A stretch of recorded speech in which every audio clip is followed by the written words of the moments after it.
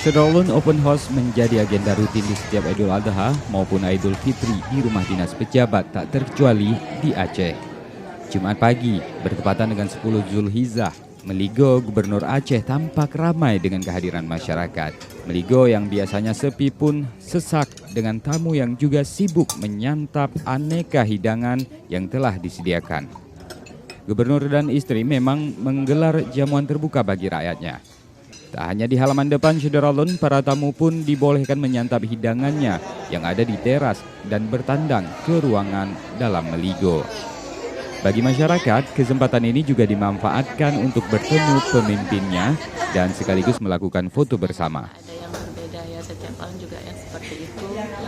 Dan kita tidak membuat undangan yang khusus ya, karena memang biasanya tamu yang datang adalah masyarakat umum, juga ada pejabat-pejabat di lingkup pemerintah, dan kadang hanya menyampaikan lewat media sosial bahwa hari ini akan ada open house, seperti itu saja, tidak ada kita buat undangan yang khusus, tidak ada.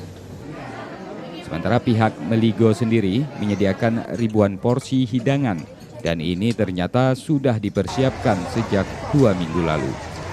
Dari Banda Aceh, Nani HS, Serambi On TV.